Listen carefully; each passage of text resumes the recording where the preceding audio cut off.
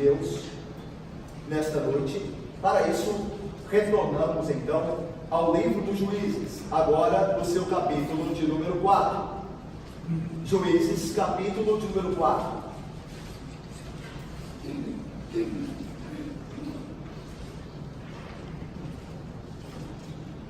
Em Juízes 4 nós veremos o quarto juiz, mas no caso, a juíza Débora, que juntamente com Baraque e Jael julgaram a Israel.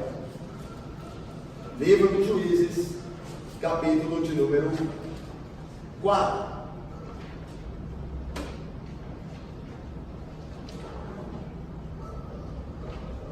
Os irmãos acompanham a leitura que nós faremos no texto sagrado.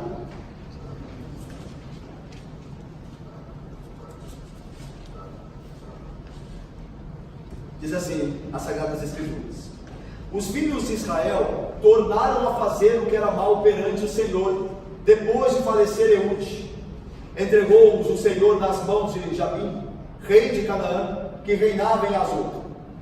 Sísera, que era o comandante do seu exército, o qual então habitava em Arosete-Agon. Clamaram os filhos de Israel ao Senhor, porquanto Jabim tinha 900 carros de ferro, e por 20 anos oprimia durante duramente os filhos de Israel.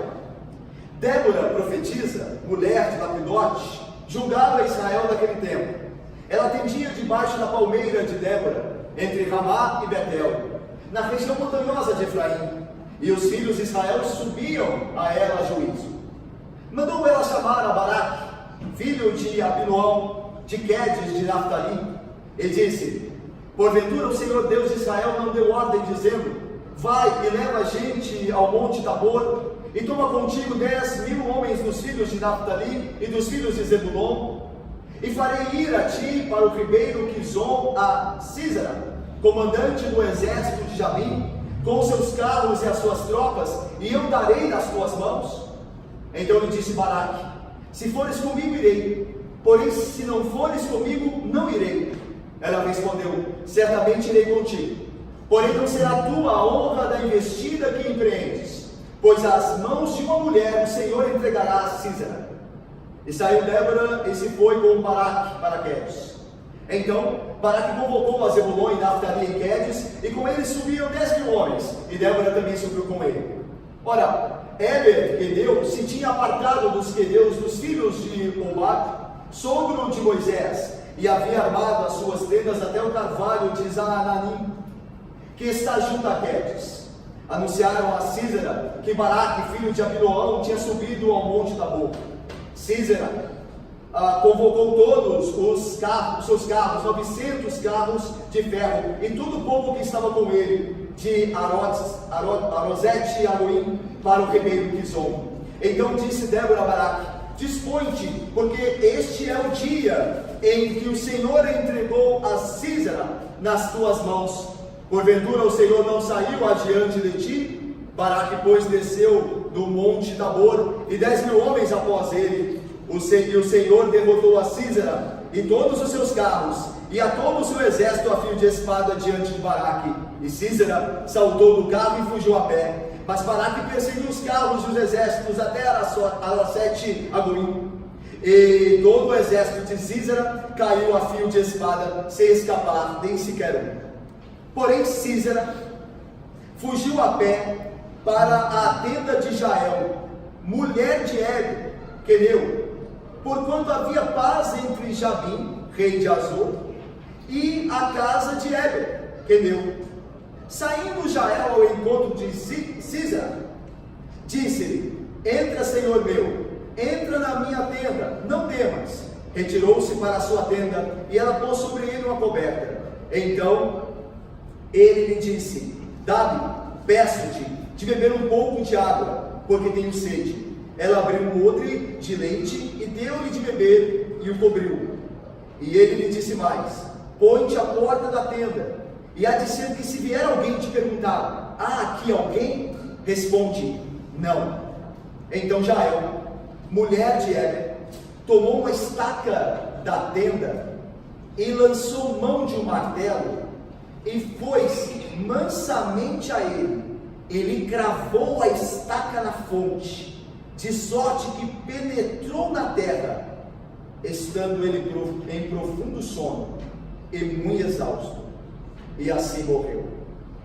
E eis que, perseguindo Baraque a Sísera, Jael lhe saiu ao encontro. Ele disse: vem e mostrar-te-ei o homem que procuras. Ele a seguiu, e eis que Sísera jazia morto, e a estaca na fonte. Assim Deus naquele dia humilhou a Jabim, rei de Canaã, diante dos filhos de Israel, e cada vez mais a mão dos filhos de Israel prevalecia contra Jabim, rei de Canaã, até que o exterminaram. Vamos então, irmãos, orar mais uma vez, para que Deus nos fale por sua palavra. Oremos. Ó Deus Santo e bendito, tua palavra é lida, e nós rogamos, ó Pai, que pela ação do Espírito Santo, que ilumina todo o entendimento, nós alcancemos, ó Deus, as verdades preciosas, e aquela verdade que, mudando o nosso coração, nos faz, Pai, servir ao Senhor em verdade e em espírito, ó Pai. Nos ajude no entendimento do texto e na aplicação ao nosso coração. Em nome de Cristo nós oramos, com perdão dos pecados. Amém. Meus irmãos, Débora é a quarta juíza, ou melhor, o quarto juiz, sendo ela uma mulher que se levanta, e ela é levantada após a morte de Eude e Sangar. Lembram-se que Deus já levantou 3 juízes: Otiniel, Eude e Sangar. Esses 3 já são mortos quando o nosso texto se inicia no capítulo 4. E o versículo 1 diz aquilo que se espera do livro de Juízes, daquela geração perversa de israelitas. Veja o versículo 1, veja comigo. Os filhos de Israel tornaram a fazer o que era mal perante o Senhor, depois de falecer Eude. É interessante que Sangar, que veio logo após a Eude, que venceu os filisteus, Sangar venceu um grupo de filisteus, ele não é citado aqui. Eude é. Por que Sangar não é citado aqui? Provavelmente porque Sangar, lembram-se, ele não era um israelita. Então, aqui na passagem do juiz Eude para Débora, o nome de Sangar não é levantado pelo narrador ou escritor do livro de Juízes. Mas é importante lembrar aqui, meus irmãos, e perceber que a apostasia retorna por parte de Israel. A vitória de Eude trouxe um período de descanso para o povo, mas não operou nele uma mudança na condição espiritual. Meus irmãos, o juiz Eude, assim como Otiniel e Sangar, trouxeram a Israel um momento de descanso da opressão dos povos que estavam ao seu redor, mas não poderiam esses juízes fazer com que Israel mudasse o seu coração. E isso acontece ainda hoje. Deus dá bênção aos homens. Isso faz que por algum instante este homem se consagre a Deus, porque teve descanso da opressão, do sofrimento que passaram.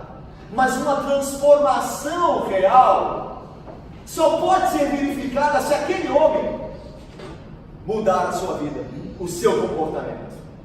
Deus dá descanso a ímpios, por exemplo, de enfermidades.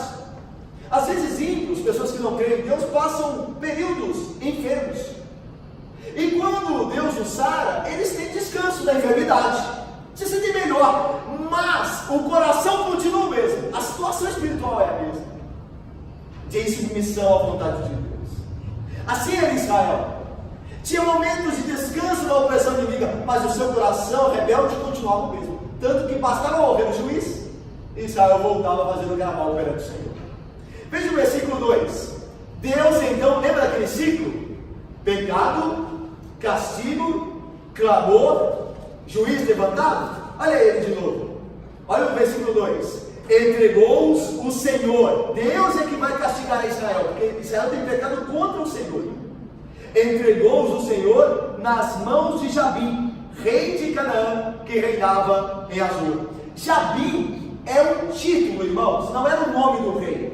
Assim como Faraó era um título aos reis que se sentavam no trono do Egito. Os faraós tinham seus nomes próprios, mas faraó era o título do rei, assim também como Abimeleque era o título dos reis dos amalequitas. Aqui, Jabim era o título do rei que se assentava no trono de Azor. Ele é chamado aqui rei de Canaã. Por quê? Rei de Canaã. Ele era rei de uma região ao norte de Canaã. Azor ficava ao norte de Canaã, no território de Naftali. É por isso que Naftali será uma das tribos que se ajuntará na batalha, juntamente com Baraque e Débora. Porque Azor está no território de Naftali. Mas veja, esse Jabim é chamado rei de Canaã no território todo. Por quê? Porque Azor era a cidade mais importante, maior e mais poderosa que Canaã tinha. Antes da entrada dos israelitas em Canaã por Josué, e tempos depois. É interessante nós lembrarmos que em Josué capítulo 11, Josué vai destruir essa cidade Azor, de nome Azor, que reaparece aqui. Lá em Josué 11, Josué destrói essa cidade, porque essa cidade era a principal cidade que poderia fazer resistência ferrenha aos israelitas, da tomada da posse de Canaã. Só que Josué destrói Azor, mas ela não é habitada pelos israelitas, ela só é destruída. O que acontece com a não expulsão dos povos, que Israel falhou em expulsar os povos de Canaã? O que acontece? Ela é reabitada e reconstruída. Depois de 2 séculos, ela se torna poderosa de novo, nas mãos dos povos cananitas. E se levanta o rei Jabim, e ela se torna uma potência dentro de Canaã, ao ponto de subjugar Israel, e fazer com que Israel a servisse durante anos. Então, é por isso que nós vemos Azor de novo aqui, porque se você for em Josué 11, ela não foi destruída, e ela reaparece aqui, é porque ela foi reconstruída pelos povos que não foram expulsos de Canaã. E continua, veja o texto. Entregou-os o Senhor nas mãos de Jabim, desse rei de Azor, que é chamado rei de Canaã, porque pelo que explicamos aqui. E veja, ele se faz valer de um comandante do seu exército, para o seu exército. Veja aí, Sísera era o comandante do seu exército, o qual então habitava em Arosete Agoim. Sísera, meus irmãos, provavelmente era um comandante dos povos que desce do mar Egeu. Ele, a tribo de Sísera, não habitava em Canaã. Assim como os filisteus, lembra os filisteus? Eles se colocaram em Canaã depois de descer do mar Egeu. Eles descem o mar Egeu, chegam ao mar Mediterrâneo, à costa de Canaã. E aí os filisteus se estabelecem. Assim também Sísera era o seu povo. Tanto que o rei Jabim, em Azor, está no extremo norte de Canaã, junto lá da tribo de Naftali.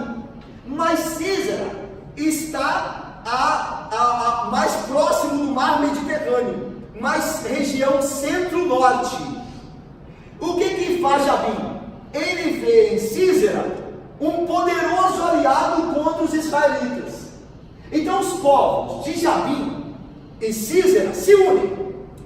E Jabim faz de Sísera o seu comandante, o comandante do seu exército. Então há uma união dos povos do norte e centro-norte contra Israel. É interessante que no capítulo anterior, o capítulo de Eude, Juiz, capítulo 3 de Juízes, o juiz, ele enfrenta a resistência ao sul, porque os povos vêm do sul para tomar Canaã, e é no sul que a guerra acontece. Agora ela é travada no norte, agora o inimigo vem do norte, de uma aliança norte-centro-norte, com Jabim e Sísera. Então veja, continua o texto, versículo 3: clamaram então os filhos de Israel ao Senhor. É o mesmo padrão, lembra? Desobediência, Deus envia opressão com castigo, o povo clama por libertação. E clamaram então os filhos de Israel ao Senhor, por quê? Porquanto Jabim tinha 900 carros de ferro, e por 20 anos oprimia duramente os filhos de Israel. Carros de ferro, irmãos, para nós uma coisa retrógrada, na época era uma tecnologia, para assim dizer, nova. Ela começa a surgir nos primeiros anos de Canaã, que Josué entra na terra. Ali alguns povos começam a trabalhar com ferro e fazer carros de ferro. Só que o exército de Jabim tinha 900 carros de ferro. A ideia aqui, irmãos, é que é um exército que não tem como vencer. Israel não tem condições de vencer esse. Israel não possui sequer carros de ferro. Então a ideia aqui, e nós vamos entender por que Baraque, quando Débora chama Baraque, por que Baraque diz: ó, se você não for, eu não vou. Porque Baraque está temendo a força bélica de Jabim, que é superior em muito a dos israelitas. Tanto que Jabim governou sobre Israel, oprimindo duramente Israel durante 20 anos. Até então, é o maior período de opressão que nós tivemos já no livro de Juízes. Uma opressão de 8 anos, uma opressão de 18 e agora uma opressão de 20. Tamanha a força bélica do rei de Azor, junto com o seu comandante. Veja o que Deus faz então. Deus levanta a Elinéia, Vanessa, uma juíza. Veja aí, versículo de número 4, vamos ler juntos? Leiamos aí, versículo de número 4 e 5. Me ajudem aí, irmãos, por favor. Leiamos. Débora profetiza. Julgava Israel naquele tempo. Ela pedia debaixo da palmeira de Débora, entre Ramá e Betel, na região montanhosa de Efraim, e os filhos de Israel subiam a ela de juízo. Então vamos lá, irmãos. Nos é apresentado no texto de Débora, do grupo dos juízes, o quarto juiz a ser levantado. E, de maneira singular, a única mulher no grupo dos juízes. Veja, Débora, ela é chamada aqui de profetisa. Outras mulheres do Antigo Testamento recebem esse título. Por exemplo, Miriam, em Êxodo 15, Hulda, em 2 Reis 22, e a falsa profetisa Noadia, em Neemias 6. Então tinha as profetisas que serviam o Senhor e tinham as falsas profetisas, como o caso de Noadia lá no livro de Neemias. Mas a ideia aqui de profetisa, irmãos, é que essas mulheres não tinham um ministério público. Muito se tem falado hoje na igreja contemporânea que a mulher pode ser profeta e pastora, porque Débora foi profetisa, Miriam foi profetisa, mas o ministério delas não era público, não era como o ministério de Isaías, Jeremias, que eles falavam ao povo, falavam aos reis, era um ministério particular, tanto que diz o texto, que ela atendia debaixo da palmeira, e os israelitas iam a ela com suas demandas, em particular, não era um ministério público. Você tem que ler o texto dentro do contexto. Você não pode forçar no texto para poder valer uma ideia que você acha que está certa. Nenhuma mulher da Bíblia tem um ministério público. E veja, não é porque não seriam capazes, e sempre preciso fazer isso aqui, lembrar disso. É porque Deus chamou os homens para liderar. Não porque eram mais capazes ou menos capazes que mulheres, mas porque Deus quis assim, dotou homens e mulheres para determinadas funções. E fez dos homens os cabeças, e das mulheres as poderosas auxiliadoras, para que tudo funcione bem na estrutura divina, como Deus a criou. Mas aqui, profetiza, não tem o mesmo peso dos profetas, que eram chamados para o ministério público. Todos os profetas, vocês se lembram, o livro dos profetas, eles ouvem uma mensagem de Deus específica, relatam a mensagem que Deus designou para ir ao povo. Aqui não. Por exemplo, Miriam, ela nem consulta fazia particular. Ela é chamada de profetisa porque ela tem um canto de Miriam. Ela profetiza cantando. Essa é a ideia. Tanto que Débora também tem o seu cântico no capítulo 5. O cântico de Débora. A ideia profetiza aqui é a pessoa que fala a palavra de Deus. Quer por canto, quer por poesia, quer por um ministério particular e quer sim por um ministério público dos profetas. Então veja, meus irmãos, cada um tem a sua singularidade, cada um de fato tem a sua importância, mas não são todas iguais. Então tem que se entender isso aqui, ok? As feministas, contrárias ao cristianismo também, assim como também ao machismo, óbvio, tem corrompido o texto e nos fazido engolir coisas que não estão na Bíblia dentro de um contexto maior. Mas veja só, o texto continua. Ela é chamada profetisa, porque ela julga, ela fala da parte de Deus julgando as causas individuais do povo. Ela é também mulher de Lapidote, que nós só não sabemos o nome do marido de Débora. Ela tem um marido, ela é casada, e o nome dele é Lapidote. Ela julgava Israel naquele tempo. E é interessante que ela é a única do grupo dos juízes que não tem um caráter militar. Porque todos os juízes, eles vão pegar da espada e vão combater o inimigo opressor, como foi o caso de Otiniel, como foi o caso de Eude, como foi o caso de Sangar, como será o caso de Gideão, de Sansão. Mas Débora, ela julga administrativamente. Ela não é uma líder militar, Júlia.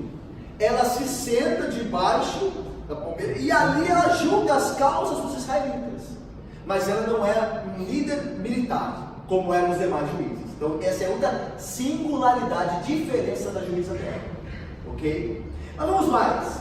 Versículo de número 5. Ela atendia debaixo da palmeira de Débora, entre Ramá e Betel. É interessante, irmãos, que Ramá ficava no território de Benjamim, que já é sul de Canaã.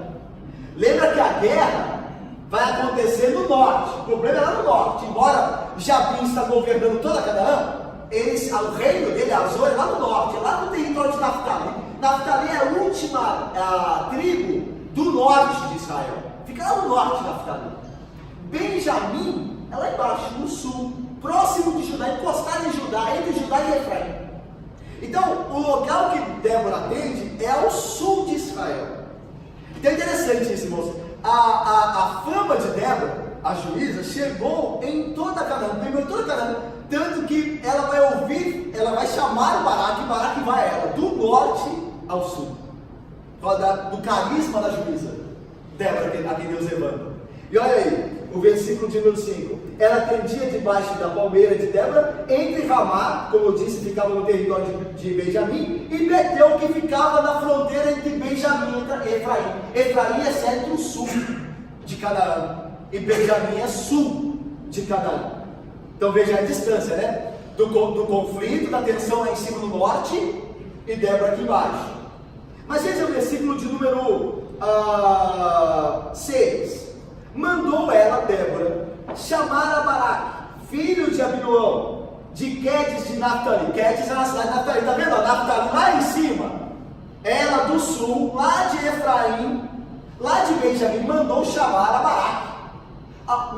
Baraque era de Naftali.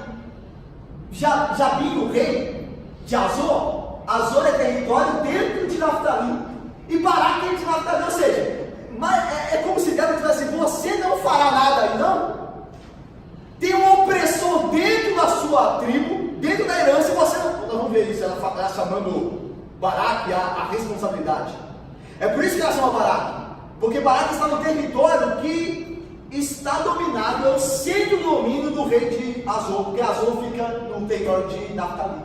E veja aí, versículo de número 6. Mandou ela chamar a Baraque, filho de Abinoão, de Quedes de Naftali, era a cidade, né? Quedes, da tribo de Naftali, e disse: porventura, vamos ler juntos aí, 6, leiamos o que Débora disse a Baraque, leiamos: porventura, o Senhor Deus de Israel não deu ordem dizendo: vai e leva gente ao monte Tabor, e toma contigo 10 homens dos filhos de Naftali e dos filhos de Zebulon. Então veja, Débora diz a Baraque: porventura o Senhor Deus não deu ordem a ti dizendo: vai e leva ao monte Tabor e toma contigo 10 filhos dos homens, dos filhos de Naftali e dos filhos de Zebulon? Ou seja, Deus havia revelado a Débora, a juíza, que ele havia revelado anteriormente a Baraque, para que Baraque fosse combater. Só que Baraque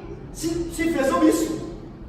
Baraque não foi. Então Deus revela a Débora que deu uma ordem a Baraque e ele não cumpriu. Por isso que Débora chama Baraque.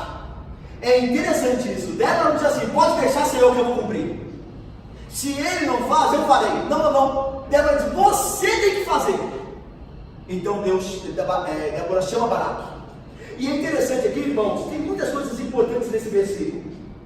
Que então Deus havia ordenado a Baraque que liderasse a Israel, só que ele não faz. Então Débora lhe chama. O levantamento de Débora, irmãos, aqui é muito importante para entender a juíza Débora e o seu papel dentro da teologia bíblica. O que ela significa para nós? O que ela ensina? O levantamento de Débora, irmãos, aponta para uma situação moral de Israel e dos homens daquela época. Ou seja, os homens da época de juízes, assim como os homens hoje, estão se omitindo das suas responsabilidades. O levantamento de uma juíza, dentro desse contexto, é uma condenação, uma repreensão aos homens que estão falhando em assumir a liderança. Tanto que isso é claro que até no cântico de Débora ela fala sobre isso, de maneira poética. Olha aí, no capítulo 5, versículos 6 e 8. Olha o que ela diz aí: nos dias de Sangar, filho de Anate, nos dias de Jael, cessaram as caravanas. E olha a situação corrupta de Israel, a situação triste e lamentável naqueles tempos. E os viajantes tomavam desvios tortuosos. Ficaram desertas as aldeias em Israel, uma situação de caos em Israel. Repousaram até que eu, Débora, nesse contexto que não é o ideal, me levantei-me por mãe em Israel. Escolheram-se deuses novos. Olha o contexto de corrupção, e é nesse contexto que Débora é levantada. Ou seja, a ideia aqui é: as coisas não estavam funcionando como deviam. Israel havia se apostatado, Deus estava julgando a nação, então por isso ele me levantou como mãe de Israel, mas não era o ideal. E Débora continua, versículo 8: escolheram-se deuses novos, então a guerra estava às portas, não se via escudo nem lança entre 40 mil em Israel. Ou seja, está vendo a crítica de Débora? Não se via escudo nem lança entre 40 mil em Israel. Ou seja, não havia em Israel liderança militar para dar conta da opressão. Aí ela diz: por isso fui levantada como mãe de Israel. Então veja, o ambiente, o contexto não era o ideal. A omissão da parte dos líderes, dos homens, para a guerra. Então Deus, para humilhá-los, levantou a juíza para chamar-lhes a atenção. Meus irmãos, isso é tão verdadeiro na Bíblia, que os homens, a eles, é de fato dada a vocação da liderança, de fato de dar a sua vida, de guerrear, de tomar a frente, de ser o cabeça, que Isaías, quando vai lamentar o estado de Jerusalém e a sua futura desolação pelo cativeiro, ele vai dizer assim: os opressores, Isaías diz assim: os opressores do meu povo são crianças. Ou seja, até uma criança julga Israel. Como é que está hoje as famílias hoje? As crianças, os filhos é que estão julgando os pais. As crianças estão pisoteando os pais. Eles é que dizem aos pais: vão fazer o que não vão fazer. Os pais estão psicologicamente desabilitados a dar qualquer ordem. As crianças estão mandando nos pais hoje, irmãos. É por isso que Israel está vendo como a Bíblia está longe, a Bíblia é época passada. Os opressores do meu povo são crianças, porque não há liderança em Jerusalém, diz Isaías. Agora diz mais, olha só o que ele diz: e as mulheres estão à testa do seu governo. E por causa da opressão dos homens, da covardia dos homens, foi preciso que mulheres tomassem o governo. Veja aqui não é uma crítica às mulheres. Aqui antes, Angela, é uma crítica aos homens. Se acovardaram. Esse é o sentido pelo qual Débora foi levantada. Porque Deus está ensinando de maneira a repreender, exortativa, os homens a não se esconderem, mas assumir o papel de liderança. Na igreja, no lar, na nação. Isso aqui é poderoso. A gente não vê um discurso dessa igreja hoje. Nesses tempos de modernidade, ninguém fala isso. E é por isso que tem se criado alguns fracos. Meus irmãos, vocês acham que a Europa vai suportar com o islamismo chegando lá? Vocês já viram os homens que têm sido criados na Europa? Vocês acham que eles vão suportar, ter força para combater o Islã? Ou só as mulheres que vão sair às ruas? As mulheres da Europa têm sido estupradas. Cadê os homens europeus? Eles são sensíveis demais para isso. Eles foram tirados da liderança. Eles foram contaminados, que todo mundo é igual. Eles não têm mais força. Você viu o caos que está em Paris? Veja. Vamos lá. Versículo de número 6. Mandou ela chamar a Baraque, filho de Abinoam, de Quedes de Naftali, e disse-lhe: porventura o Senhor, Deus de Israel, não deu ordem, dizendo: vai e leva a gente ao monte Tabor, e toma contigo 10.000 homens dos filhos de Naftali e dos filhos de Zebulão? Deus não te deu ordem? Versículo 7. E farei ir a ti, Deus continuou te dizendo, Baraque, e farei ir a ti para o ribeiro Quizon, a Sísera, comandante do exército de Jabim, com seus carros e suas tropas. Agora veja o que Deus disse a Baraque, que Débora está lembrando. E o darei, eu, o Senhor, o entregarei a Sísera nas tuas mãos. Então lhe disse Baraque. Então Baraque respondeu a Débora: se fores comigo, irei, porém se não fores comigo, não irei. A hesitação dos homens para assumirem o seu compromisso, a sua responsabilidade, a hesitação não é nova na Bíblia. Moisés, lembram-se? Vá ao Egito. Ele disse: escolhe outro. Gideão: Senhor, eu sou fraco, manda outro, nós não veremos o juiz Gideão. Ele: queremos sobre ti.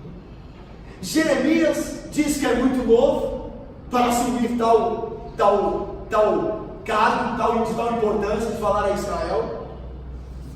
É compreensível, irmãos, que em face de forças tão superiores do inimigo, como o caso de Jabim, 900 carros de ferro,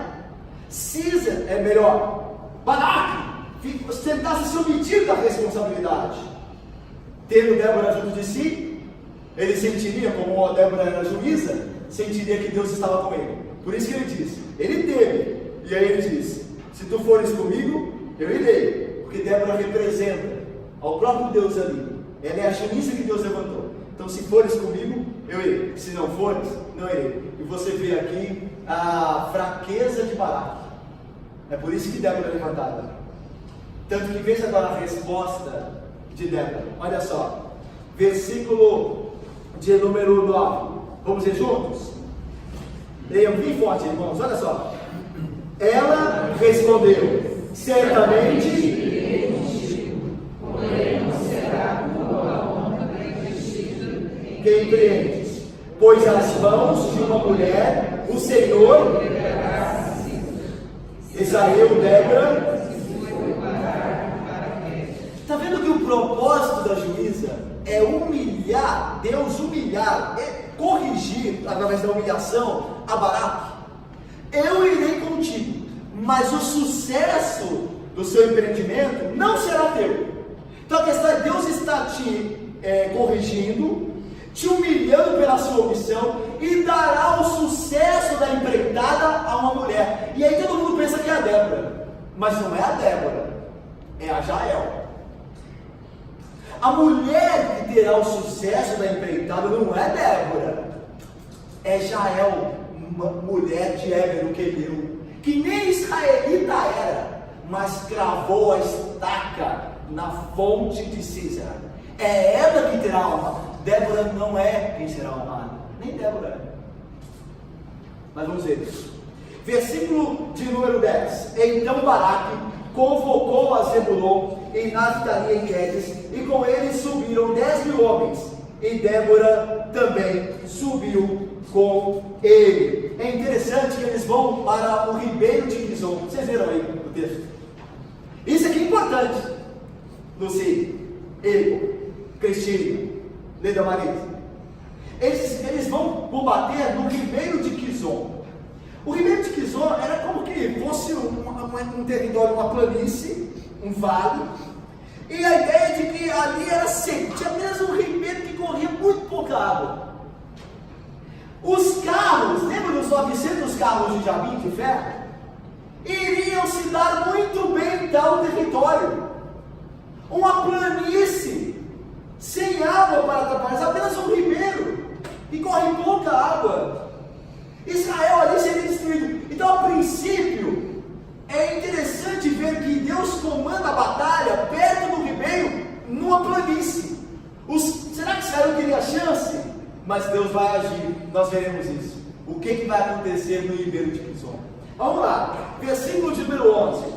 Ora, Éber, lembra quem é Éber? Éber é esposo de Jael. Jael vai aparecer lá que vai matar Sísera. Mas aqui o autor, de maneira proposital, já adianta, para você entender um pouco da história, quando aparecer Jael. Olha aí. Ora, Éber queneu se tinha apartado dos queneus, dos filhos de Hobab, sogro de Moisés, e havia armado as suas tendas até ao carvalho de Zanaim, que está junto a Quedes. Meus irmãos, Éber era queneu. Quem eram os queneus? Os queneus eram pastores nômades, e eles tiveram por um período relacionamento com Moisés. Eles eram chegados de muito tempo aos israelitas por meio de Moisés. Jetro, lembra o sogro de Moisés? Jetro, ele era um queneu. Quando o texto está aí, o versículo 11, veja comigo, versículo 11, a gente tem que ler ele assim, olha, no hebraico ele está assim: ora, Éber queneu se tinha apartado dos queneus, ou seja, deixou a região dos queneus, dos filhos de Hobab era um queneu. Aí está aí, sogro de Moisés. Aqui você pode colocar da família do sogro de Moisés. Ou tanto Éber quanto Hobab eram queneus, da família do sogro de Moisés, porque o sogro de Moisés tinha como nome Jetro. Então tanto Jetro como Hobab como Éber era da mesma família dos queneus. E esta família tinha amizade com os israelitas, porque o Jetro deu sua filha como esposa de Moisés. Só que Jabim e Sísera não sabiam da amizade entre os queneus e os israelitas. Não sabiam. É por isso que vai ficar importante essa informação quando a mulher de Éber, Jael, matar Sísera, porque eles tinham amizade com os israelitas de muito tempo, e Sísera não sabia disso. É por isso que o autor já adianta a história aqui, para a gente entender o contexto. Vamos lá então, versículo 12, caminhando para o fim. A batalha, chegou a hora da batalha. O ribeiro de Quizon, Baraque, junto com Débora, convoca as tribos de Naftali para poder de fato ir contra os de Jabim, os de Azor, diz o texto. Então Naftali e Zebulon são chamados para a batalha. Veja aí o versículo 12. Anunciaram a Sísera que Baraque, filho de Abinoão, tinha subido ao monte Tabor. O monte Tabor, meus irmãos, ele ficava no território onde as tribos de Issacar, Naftali e Zebulon encontravam, lá no norte. As tribos de Issacar, Naftali e Zebulon se encontravam. Ali ficava o monte Tabor. É ali que eles vão encontrar para a batalha. E ali ficava o ribeiro de Quizon, que corria para o oeste para desembocar no mar Mediterrâneo. Então é lá no norte, próximo de Azor, cidade de Jabim do rei, que oprimia Israel, e próximo também da região do ribeiro de Quizon. É importante o ribeiro de Quizon, já falamos aqui, é que a batalha se dará. Então Sísera ficou sabendo que Baraque estava se movimentando para o monte Tabor, que tinha no pé dele o ribeiro de Quizon que corria para o mar Mediterrâneo. Então o que Sísera vai fazer? Vai pensar: eu vou destruir esse povo está se rebelando, eu vou destruir, ainda mais uma batalha lá em Quizon, no ribeiro. Eles não sabem que nós temos 900 carros de ferro? Nós vamos estraçalhar Israel, não haverá chance para eles. Olha o texto. Anunciaram a Sísera que Baraque, filho de Abinoão, tinha subido ao monte Tabor. Sísera convocou todos os seus carros, 900 carros de ferro, e todo o povo que estava com ele, de Arosete a Boim, para o ribeiro Quizon. Olha o ribeiro de novo aí. Então disse Débora a Baraque: dispõe-te, porque este é o dia em que o Senhor, olha Deus agindo aqui, não é dos fortes a vitória, nem dos que correm melhor, mas o Senhor da vitória. Olha aí, porque o Senhor entregou a Sísera nas tuas mãos. Porventura, o Senhor não saiu adiante de ti? Baraque, pois, desceu do monte Tabor, e 10.000 homens após ele. Então ele vai lá, ele está descendo no monte Tabor, lá no norte de Canaã, vai encontrar o exército de Sísera lá no ribeiro de Quizon, lá no vale, lá na planície, e ali será travada a batalha. Olha o versículo de número 15, olha, vamos ver juntos? O 15, leiamos.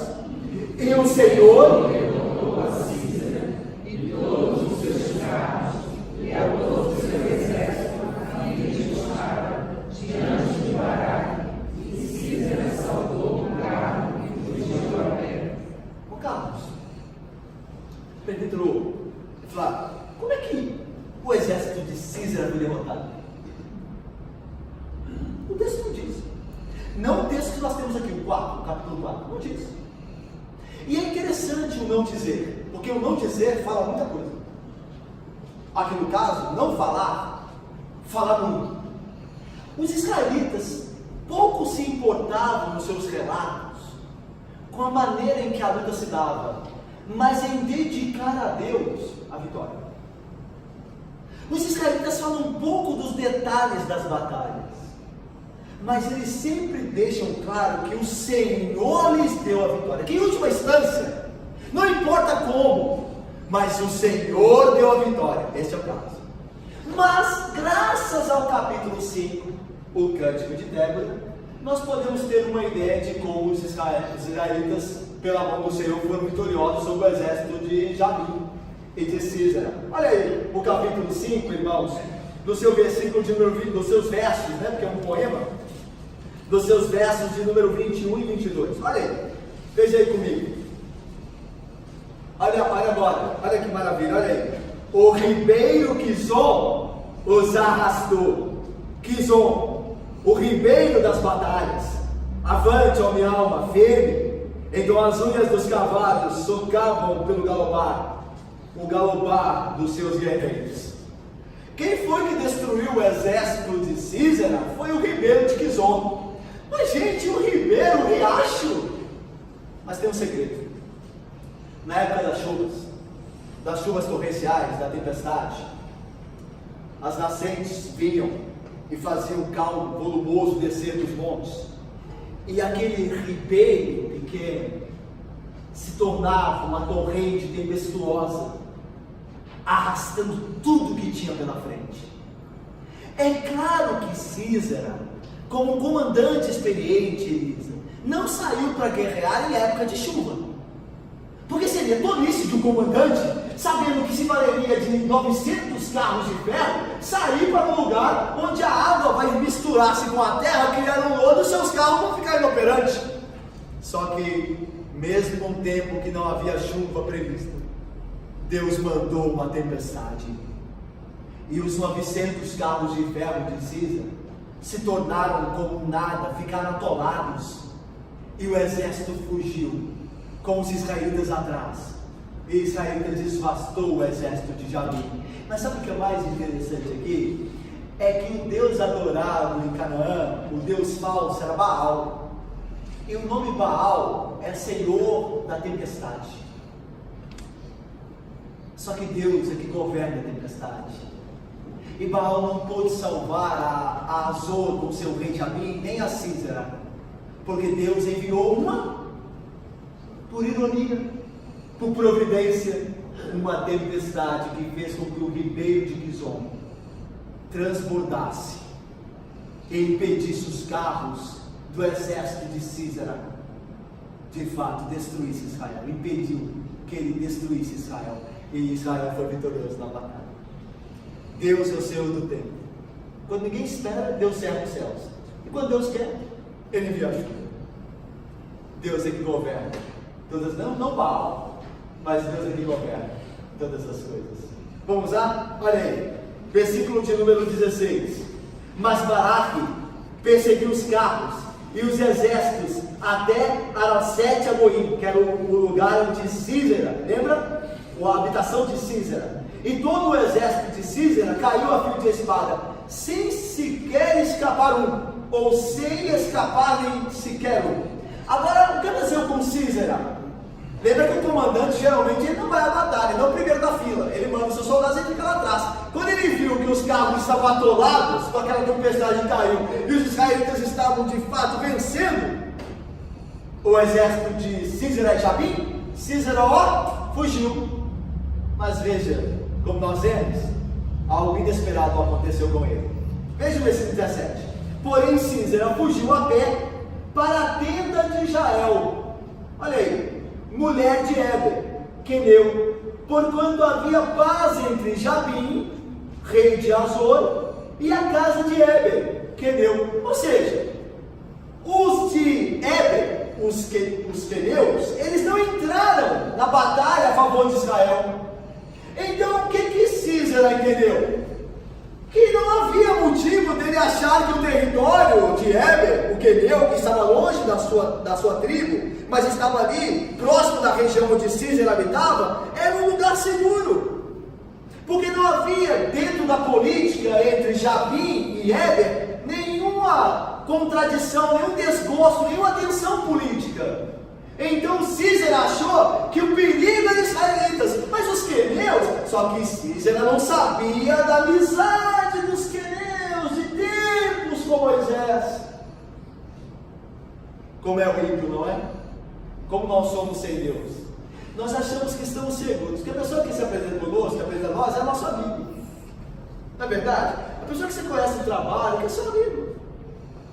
Ele não é crente, ele conta piada imoral, ele vive falando mal dos outros, mas você acha que isso tem problema? Você tratar bem, ele vai me tratar bem. Não é assim que acontece? Ah, tem um médico, um curandeiro aí, que ele cura as pessoas, ele é chamado de Deus.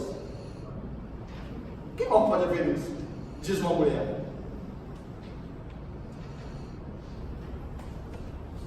Para o ímpio, nunca há um caminho seguro. Embora tudo pareça tranquilo, nunca há um caminho seguro. O Salmo 33 vai dizer assim: Deus os põe aos ímpios, Deus os põe em lugares escorregadios. Você já andou numa camada fina de gelo? Em alguns lugares, né, do mundo, em alguns países, quando o inverno chega, o lago vira uma camada fina de gelo. Você anda por cima e o gelo trinca. Você não sabe a hora que vai rachar. Esse é o caminho do ímpio. Ele está sempre andando por uma superfície que está próxima de ruir. É a vida do ímpio. Ele nunca sabe. Ele pode estar bem hoje, ou ele pode ser passado por lado sem nenhum problema mais sério, mas ninguém sabe o dia de amanhã. O ímpio sempre estará inseguro, porque Deus é a segurança do homem. Sísera achou que estava seguro lá no território de Éber, afinal politicamente se dão bem. Olha o que aconteceu. Versículo aí de número 18. Saindo Jael, a mulher de Éber, saindo então essa mulher, Jael, ao encontro de Sísera, disse, olha a maneira dela se reportar a Sísera: entra, meu senhor meu, entra na minha tenda, não temas, vou te fazer bem. Retirou-se para a sua tenda, e ela pôs sobre ele uma coberta. Que mal vai acontecer aqui? Ok? Como pode acontecer aqui mal? Primeiro, a hospitalidade entre os povos do Oriente é uma coisa sagrada, irmão. A hospitalidade entre os povos do Oriente, ainda mais os antigos, se lá ainda é assim hoje, ainda mais nos povos antigos do Oriente, era sagrado. Ninguém podia fazer mal ao hóspede. Entra aqui, Senhor meu. Não fica com medo não. Nossas famílias se dão bem. Meu marido é amigo de Jabim. Você se lembra de alguma tensão que houve entre os dois? Não. Entra aqui. Não fique temeroso não. Ele deitou porque estava exausto da batalha. Fugiu a pé. O texto diz que ele fugiu a pé. Imagina. E agora está cansado, hein? Tem uma mulher que pode lhe hospedar de maneira tranquila. Olha, o texto continua. Versículo de número 19. Então ele lhe disse, Sísera disse a Jael: dá-me, peço de beber um pouco de água, porque tenho sede. Está vendo como ele está seguro? Está tranquilo. Ela abriu o odre indilente. O odre era uma espécie de vasilhame feito de pele de animal, que poderia conter água ou leite. O leite que era contido ali era uma espécie de calhada de iogurte, e era tomado. A ideia de que ela deu leite a ele, não há. Mas isso não tem nenhuma implicação. A ideia de que naquele outro havia leite e não há. Então veja, ela abriu o odre de leite e deu-lhe de beber. E o cobriu, porque ele estava cansado. E ele lhe disse mais. Ele estava confiando tanto nela, que ele vai dizer mais ainda. Olha o pedido que ele fará. Vamos ler juntos? Versículo 20. Leiamos. E ele lhe disse mais: põe-te a porta, e há de ser que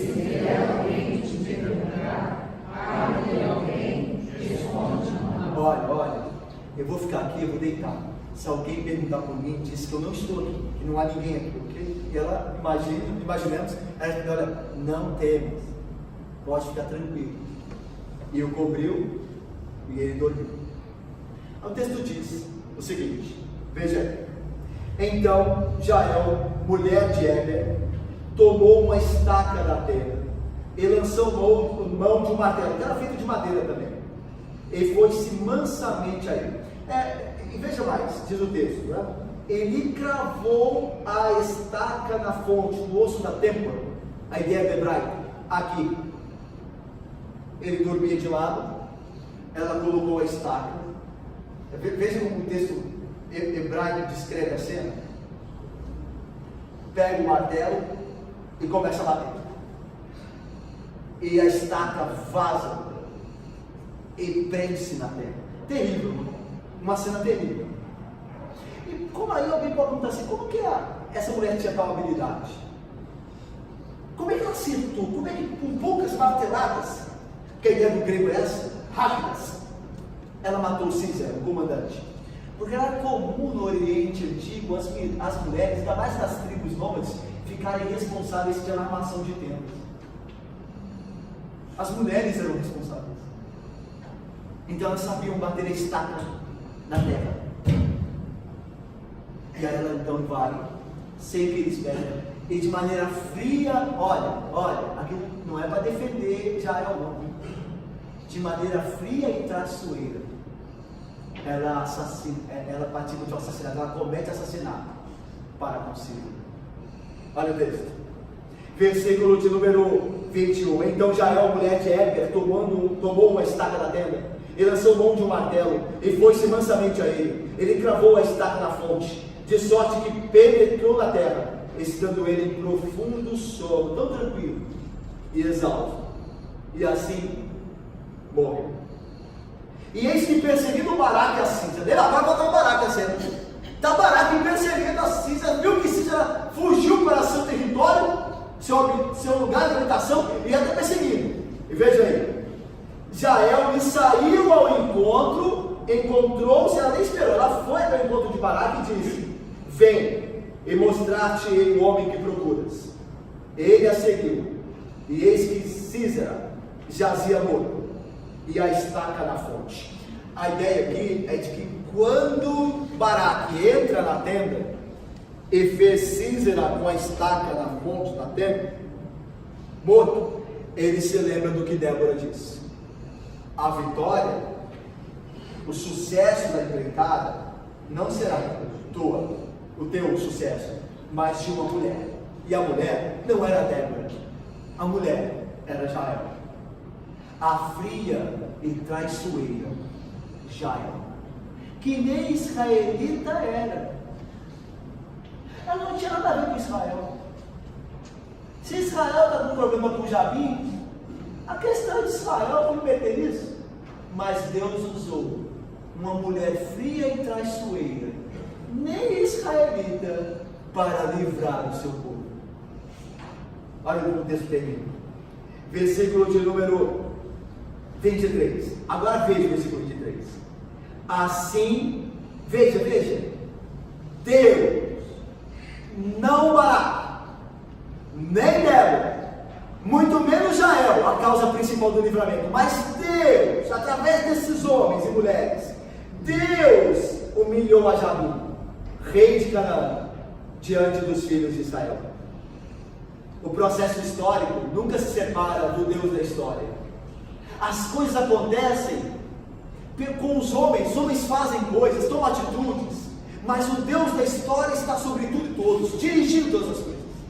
Assim Deus, mesmo com a história de traição, assassinato, frieza, mentira, assim Deus livrou os israelitas das mãos de Jabim.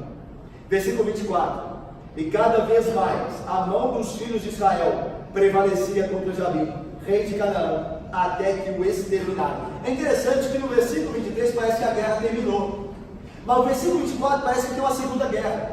Na verdade, o versículo 24 está dizendo que houve uma segunda tomada militar contra o restante do povo de Jabim. A primeira investida foi Zebulon, Naftali e por fim Jael, a mulher de Ébron, que matou a Sísera. Essa é a primeira investida. Quando aconteceu essa primeira investida, o exército de Jabim se perdeu tudo, porque o comandante morreu. Então o restante das tribos, agora sim, juntos com Naftali e Zebulon, vão exterminar os restantes de Azor, do exército de Jabim. Tanto que Débora, no cântico dela, vai dizer que a vitória é merecida, é dada pelo avanço militar de mais tribos, além de Zebulon e Naftali. Olha comigo aí o cântico de Débora, versículo de número 14 e 15. Juízes 5, versículo 14 e 15.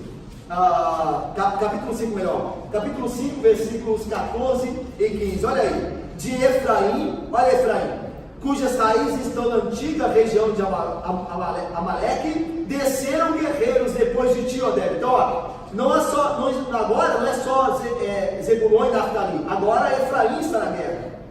Seguiu Benjamim com seus povos, e de Zebulon, aí já sabíamos que estavam os que levam a vara de comando, e também os príncipes de Issacar. Olha aí, mais um das tribos. Entre as facções de Ruben houve grande discussão. Está vendo? Essa segunda demanda, essa segunda tomada de atitude militar, aí sim envolve mais tribos. Mas a primeira, Zebulon, Naftali e por fim a mulher dos queneus, chamada Jael. Meus irmãos, o que essa história, que parece um filme, pode nos ensinar? O que essa história de covardia do homem barato, de um homem medroso, que tem que ser chamado por uma mulher a assumir sua responsabilidade, de uma mulher traiçoeira, enganadora como Jael, o que ela pode nos ensinar? Primeiro, onde estão os homens cristãos? Onde estão? Onde estão os sacerdotes nos seus lares? Onde nós estamos, irmãos, homens? Nós dirigimos espiritualmente a nossa família? Sabe o que está acontecendo, irmãos? Está acontecendo que toda a carne está sobre os ombros das mulheres. Toda ela. Toda ela. Os homens de hoje, meus irmãos, parecem crianças. Foi feita uma pesquisa um tempo atrás nos Estados Unidos, e ela demonstrou que 50% dos homens adultos acima dos 30 anos ainda jogam videogame. Pode parecer tolice para você isso, mas é sintomático, tá? É porque hoje parece tolice para você, porque todo mundo faz. E toda a falha, quando é feita várias vezes, passa a ser normal. Então, quando você vê uma crítica, alguma coisa assim, você diz, nossa, não tem nada a ver, não. É porque já se tornou normal. O apóstolo Paulo diz assim: quando eu era menino, eu fazia coisas de menino, mas quando eu me tornei homem, deixando as coisas próprias de menino, passei a agir de maneira madura. Onde estão os homens? Onde eles estão? Vamos responder a ordem de Abraão, que Deus deu a Abraão, irmãos: ser tu uma bênção. Ser tu, homem, uma bênção, um líder do seu lar, um sacerdote. Segunda coisa, irmãos, mesmo em tempos difíceis, de omissão, traição, engano, Deus não deixará de cumprir os seus propósitos. Mesmo em tempos de traição, engano, zombaria, às vezes você pode estar vivendo do lado de pessoas traiçoeiras, Pessoas que eu e você podemos estar vendo do lado de pessoas que dizem te querer bem, mas por trás de você falam mal. Isso acontece, meu irmão. Sempre acontecerá. Embora nós não sabemos, e é bom que não saibamos. Tem gente que gosta de saber quem não gosta dele. Eu prefiro não saber. Eu prefiro que o Senhor, que todas as coisas sabe, cuide dos que injustamente querem me oprimir. Se eu mereço a opressão por algo errado, então é justo que ela venha sobre mim. Mas se há pessoas que querem te oprimir injustamente, então Deus cuidará delas. Eu cuido das coisas de Deus, diz o teólogo, enquanto Deus cuida das minhas. Mesmo em um tempo de traição, mesmo em um tempo de tanta mentira e frieza, como nós vimos aqui de Jael, Deus dirige a história. Deus dirige todas as coisas. Terceira coisa e última, é dizer que o caminho do ímpio nunca é um caminho seguro. Jael parecia uma boa anfitriã, e Císara achou que estava bem guardado. Assim também são os homens longe de Deus. Eles acham que estão seguros, mas é certa a ruína deles. Quer mais cedo? Quer mais tarde? Se não se arrepender, haverá ruína. Assim também para nós, irmãos. Porque eu e você podemos estar aqui hoje, nós não podemos sair do crivo de Deus. Podemos dizer comigo com você. Eu e você podemos estar vivendo o pecado. É verdade, irmãos. E achar que por sermos crentes da igreja, nada vai nos acontecer. Mas não é assim. Não há caminho seguro para os que andam no pecado. Nunca haverá caminho seguro para os que andam no pecado. Mas o caminho seguro é Cristo. Eu sou o caminho, a verdade e a vida. Todo aquele que entrar por mim, disse Jesus, que sou a porta, achará descanso e pastagem. Quer segurança na sua vida? A única segurança na minha e na sua vida tem nome: Jesus Cristo, o Filho de Deus. Confie nele, creia nele, e siga, você habitará seguro, sem nenhum temor. Que Deus abençoe. Amém.